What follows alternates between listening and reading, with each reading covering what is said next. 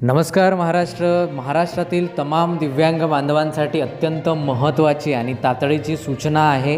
कृपया व्हिडिओला काळजीपूर्वक ऐका, अन्यथा तुमच्या खात्यामध्ये असलेले 200, 400, 1000 किंवा जेवढे पैसे आहेत तेवढे जाण्याची दाट शक्यता आहे. होय, पहिलेच आपल्याला 1500 रुपये किंवा 2500 रुपयांच्या निराधारावर जे आहे तर ते काही बांधव अवलंबून आहे आणि त्यामधून जर तुमच्याशी धोका होत असेल तर ही खूप खेदजन्य बाब आहे. त्यामुळे कृपया व्हिडिओला काळजीपूर्वक पहा. काही दिवसांपूर्वी गेल्या 6 तारखेपासून एक फ्रॉड जो आहे तर तो मार्केटमध्ये चालू आहे. तुमच्या फोनवरती जो आहे तर तो एक कॉल येईल. खूप गंभीर असा फ्रॉड आहे आणि याची चौकशी जी आहे तर ती काही प्रमाणात आम्ही केलेली आहे, परंतु कुठलीही जे आहे तर ते अधिकृत माहिती त्यांनी सोडलेली नाही. त्यामुळे जरा हे आहे, माहिती सोडलेली नाही म्हणजे मला असं म्हणायचं आहे की त्यांच्याविषयी कुठेही माहिती उपलब्ध नाही, म्हणजे ते अधिकृत नाहीत. ठीक आहे, आता पूर्ण जे आहे तर ते बाब काय आहे, काय विषय काय आहे तो आपण साध्या भाषेत समजून घेऊया. तर बघा काय होईल की तुमच्या फोनवरती एक कॉल येईल. ठीक आहे, आणि तो AI असिस्टंटचा कॉल असेल आणि त्या कॉलमध्ये ते सांगेल, नमस्कार मी पूजा बोलते आहे आणि मी कुठल्या तरी संस्थेकडून बोलत आहे आणि तुमचे डिटेल्स जे आहे तर ते मला घ्यायचे आहे जेणेकरून तुम्हाला योग्य ती मदत करता येईल. आणि ते असं सांगतात की आम्हाला तुमचे जे डिटेल्स आहेत तर ते जे डोनर्स आहेत म्हणजे जे दान करणारे आहेत तर त्यांच्यापर्यंत तुमचे डिटेल्स पोहोचवता येईल आणि तुमची माहिती जी आहे तर ती योग्य ती सेव्ह करता येईल जेणेकरून तुम्हाला योग्य ती मदत होईल. ठीक आहे, त्यानंतर तुम्ही याला सहमती देत आहात का? आपण होय असे म्हटलं की त्यांचे जे ऑपरेटर्स आहेत तर ते कम्प्युटरवरती सारा डिटेल्स जे आहेत त्या आपले सेव्ह करून घेतात. ठीक आहे, त्यानंतर पुढे ते विचारतात, नमस्कार मी तुमचं नाव घेतात, यांच्याशी बोलते, हे खरे आहे का? जसे तुम्ही हो म्हटलं की त्यांचे जे ऑपरेटर्स आहेत तर ते जे आहे तर ते डिटेल्स सेव्ह करून घेतात, म्हणजे हा नंबर याचाच आहे हे कन्फर्म होतं. त्यानंतर ते पुढचा प्रश्न विचारतात, म्हणजे आपल्याला असं थोडंफार सांगतात की ही माहिती याच्यासाठी त्याच्यासाठी, आणि ते विचारतात तुम्ही स्टुडंट आहात किंवा व्यावसायिक आहात किंवा 60 वर्षापेक्षा अधिक आहात. म्हणजे बघा, म्हणजे त्यांनी कुणालाच सोडलेलं नाही आहे, म्हणजे त्यांना डिटेल्स तर घ्यायचेच आहे, सर्वांचेच घ्यायचे. आता 60 वर्षावरील अधिक जे लोक आहेत तर त्यांना कुठली मदत करणार आहेत ते, किंवा मग जे व्यावसायिक आहेत मग त्यांना कुठली मदत करणार आहेत, हा देखील एक मोठा प्रश्न आहे. तर ते विचारून घेतात. मग समजा जर एखाद्याने म्हटलं की हो मी स्टुडंट आहे, मग ते पुढे विचारतात तुमच्या कॉलेजचे नाव काय आहे, किंवा त्यांच्याकडे डिटेल्स सेव्ह असतात. त्या डिटेल्सनुसार आपण जर एखादं नाव सांगितलं तर ते कन्फर्म करतात, आणि आपण जरी चुकीचं नाव सांगितलं तरी त्यानुसार ते ॲड्रेसनुसार नाव जे आहे तर ते आपल्याला सांगतात, आणि मग आपण होय असं त्यांना सांगत असतो. असं करून ते तुमच्याकडे कुठले डॉक्युमेंट्स आहेत, काय आहे हे सर्व विचारतात. आणि शेवटी आम्ही तुमच्या मोबाईलवरती एक OTP पाठवत आहोत असा देखील प्रश्न त्यांच्याकडून विचारला जातो, आणि तुम्हाला पाठवलेला OTP कृपया सांगा असे देखील त्यांच्याकडून विचारले जाते. त्याचबरोबर ते सांगतात आम्ही तुम्हाला व्हॉट्सॲपवरती एक लिंक पाठवतो किंवा तुमचे जे डॉक्युमेंट्स आहेत तर ते व्हेरिफिकेशनसाठी आम्हाला व्हॉट्सॲपवर पाठवा.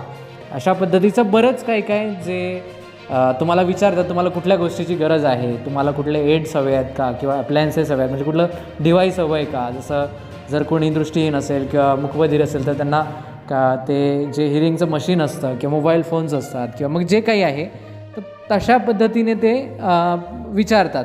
किंवा एखादा गरजू आहे तर तुम्हाला जेवणाची गरज आहे का, तुम्हाला 2 टाईम, तुम्ही कुठे हॉस्टेलमध्ये राहता का, म्हणजे पूर्ण डिटेल्स जे आहे तर ते आपल्याकडून घेऊन ते जे आहे तर ते मॅच करतात. आणि शेवटी जे आहे तर ते अकाउंट नंबर आणि इतर OTP वगैरे अशा पद्धतीच्या गोष्टी ज्या आहेत तर त्या विचारून जे आहे तर ते आपले डिटेल्स पूर्णपणे त्यांच्याकडे गेल्यानंतर ते काही पण करू शकतात. शेवटी OTPने तर काही पण होतं, तुम्हाला माहिती असेल. 1 टाईम पासवर्ड जो आहे तर तो खूप महत्त्वाचा आहे. जे एकदा त्यांच्याकडे जर त्यांनी लॉग इन केलं तर ते आपल्या डिटेल्समध्ये काही चेंजेस करू शकतात, आपले अकाउंट्स लॉग इन करू शकतात किंवा मग काहीही करू शकतात. कारण जे फ्रॉड करणारे आहेत तर त्यांच्याकडे बरेच वेगवेगळे फंडे आहेत की कसं काय करायचं. साधी मोबाईलवरती लिंक पाठवून देखील तुमचे अकाउंट खाली केले जाऊ शकते. अशा पद्धतीच्या बऱ्याच बातम्या तुम्हाला मार्केटमध्ये पाहायला मिळत असेल. तर कृपया या जे आहेत तर त्या फ्रॉडपासून कृपया सर्वांनी सावध राहा. कारण याविषयीची माहिती सर्च केली असता असे कुठलेही सरकारचे पोर्टल नाही की तुम्हाला मेसेज करून किंवा फोन करून ते माहिती विचारेल आणि तुमची माहिती सेव्ह करेल. अशी कुठेही अधिकृत सरकारने सांगितलेले नाही. आता त्यांच्याकडे तुमचे डिटेल्स कसे गेले हा देखील एक मोठा प्रश्न आहे. तर बऱ्याच ज्या वेबसाईट्स वगैरे आहेत किंवा बऱ्याच गोष्टी आहेत त्यामध्ये आपले डिटेल्स आपण फिल करत असतो आणि त्या सिक्युअर नसतात. कधीकधी त्या वेबसाईटला दुसऱ्या व्यक्तींना देखील डिझाईन करता येतं. तर अशा प्रकारे कुठल्या तरी एका वेबसाईटवरून जी सर्वांच्या दृष्टिकोनातून उपयुक्त वेबसाईट आहे अशा कुठल्या तरी वेबसाईटवरून सर्व दिव्यांगांचे त्यांनी डिटेल्स घेतलेले आहे आणि त्यांना जे आहे तर ते फोन करून ते डिटेल्स मॅच करून घेतात. आणि 6 तारखेला सायंकाळी 5 वाजल्यापासून 6 वाजल्यापर्यंत बऱ्याच दिव्यांगांना याविषयीचा फोन एकाच वेळी आलेला आहे, म्हणजे ते AIच्या माध्यमातून. आणि प्रत्येकाच्या फोनवर वेगवेगळा नंबर जो आहे तर तो त्यांनी पाठवलेला 40 30 32 38 असा काहीतरी वेगळा नंबर त्यांनी पाठवलेला आहे. तर ही एक फ्रॉड आहे. याविषयीची कुठेही अशी कुठलीही एजन्सी किंवा ट्रस्टचं नाव देखील ते सांगत नाही तुम्हाला. काहीतरी म्हणजे वेगवेगळं नाव सांगण्याचा प्रयत्न करतात किंवा आपल्याला एका पद्धतीने माइंड फ्रेश करण्याचं काम जे आहे तर ते AIच्याद्वारे त्या केलं जातं. पण ती नाव जे आहे तर ती मी पूजा बोलते आहे, असं जे आहे असिस्टंट पूजा असं काहीतरी सांगते. तर अशा पद्धतीचा जर तुमच्याकडे कॉल आला तर कृपया या कॉलला तुम्ही बळी पडू नका, कारण तुमचे आर्थिक नुकसान होण्याची दाट शक्यता आहे. आणि असं जर कुठे खरं असेल किंवा हे असिस्टंट खरी असेल तर, आणि जर समजा हे जर खरं असेल सरकारने केलं असेल असं आपण समजूया, तर सरकार काय त्यासाठी मुदतवाढ देणार किंवा परत फोन लावण्याची सुविधा देणार, परंतु त्या नंबरला तुम्ही परत फोन लावूच शकत नाही, तो फोन डिस्कनेक्ट होतो. ठीक आहे. तर अशा प्रकारे कुठेही सांगितलेलं नाही. आणि जर खरंच योजना असेल तर ती योजना योग्य व्यक्तींपर्यंत पोहोचायला निश्चितच त्याची न्यूज येईल किंवा सरकारने केलं असेल तर सरकार त्याविषयी माहिती सांगेल, त्याची डेट वाढवेल, त्याचं प्रसार करेल, रेडिओवरती बातम्यांवरती त्याची माहिती मिळेल. त्यामुळे असं कुठेही सरकारने केलेलं नाही आहे. हे कुठली तरी एक फेक जे आहे तर ते फ्रॉडर्स आहेत आणि त्यांची टीम आहे आणि हे दिव्यांग लोकांना फसवण्याचं पूर्णपणे काम करत आहेत. तर कृपया या गोष्टीपासून सावध राहा. असा कुठलाही कॉल आल्यास तो रेकॉर्ड करा आणि आमच्यापर्यंत पोहोचवा.